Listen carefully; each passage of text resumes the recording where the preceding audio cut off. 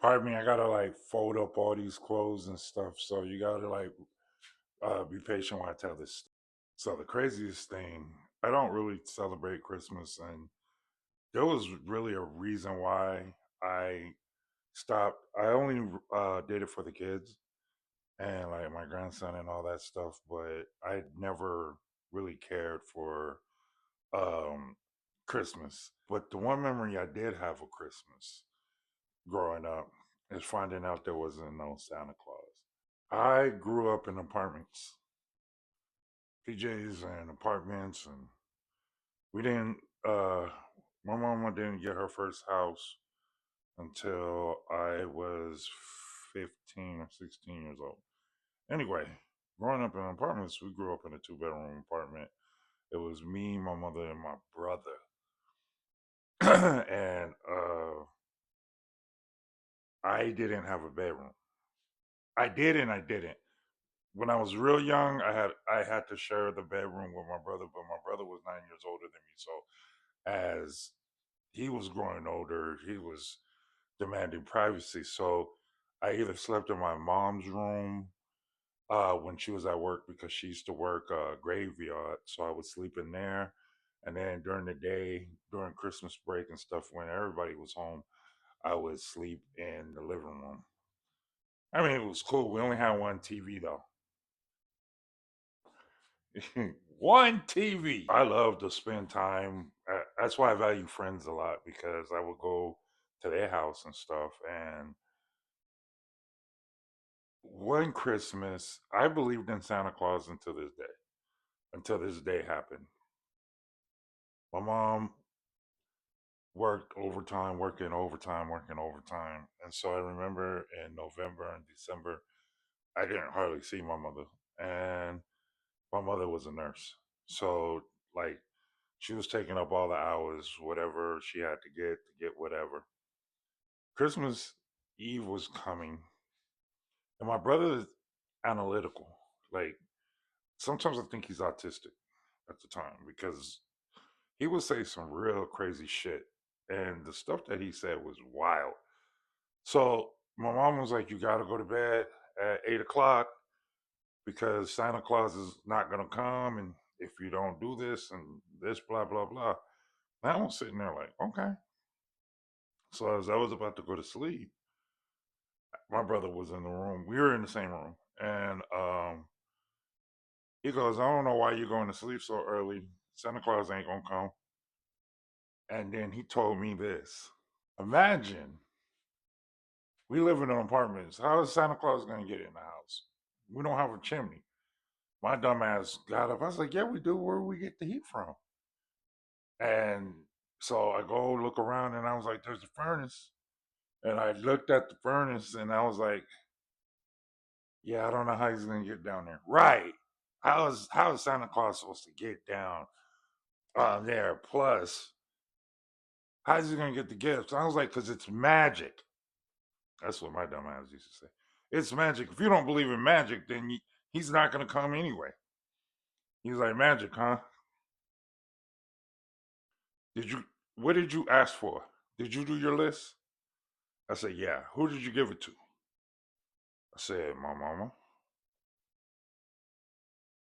"And you think you're gonna get everything on that list?" "Yeah." And see, I'm a Gen X kid. We would look at the Sears catalog, Montgomery Ward's catalog, and mark out everything on the catalog and write it down, order number and everything. I went to sleep and I got up at like 3, 4 in the morning. And my mom was in the living room crying. I didn't go in there. But she cried and I could hear her crying. And then after the fact, I get up again around 6 o'clock in the morning and everything was under the tree. And it wasn't everything I got or that I wanted, but it was stuff that I was like, "Oh my God." So at the time, I remember I wanted the Cylons from the Battle Star Galactica, and there were the big ones. I got one of those. But the biggest thing that I got that I've been wanting for like a while, because you got to remember, I get hand me downs at the time until I started growing taller and taller and taller. Then I didn't get hand me downs no more. But I got a bike, a dope bike too. It was a mongoose bike. And you got to remember, if you're a Gen X kid and you knew about bikes, there was only a certain type, GTs, mongooses, and the dope dirt bikes, right? I got that. But my mom, the reason why she was crying was because she had to put that bike together.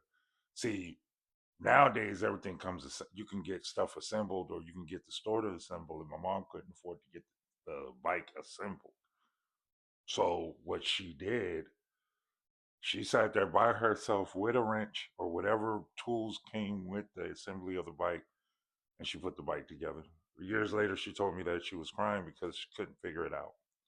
And she was so terrified to giving me the bike and it not work that, or I bust my ass or break my arm or do something. You know what I'm saying? And I felt so bad because I felt like I was very selfish, and I like I only was a good kid. I was only a good kid during October, November, and December because my mom used to threaten us with, "We're not gonna get no gifts if we're not good." So we had to be good. But after that, I was like, "That's a lot of work to make a child happy. That's not even gonna care by January 2nd." That's just how it was. Like I saw that even with the kids. I saw everything like they only cared about stuff for all the way up to maybe February. Then we start all over again. That's why I kind of not against. I'm not against consumerism, but it's so like embedded into holidays that we don't even appreciate the actual holiday. Christmas isn't a religious holiday; it's a consumer holiday. And this is why I'm not a fan of Christmas. Christmas is not real to me. Neither was Thanksgiving. Thanksgiving to me is just hanging out with friends. Uh, my mom worked too hard to for me not to appreciate anything. So that's my story about Christmas. I hope everybody has a good day. Bye.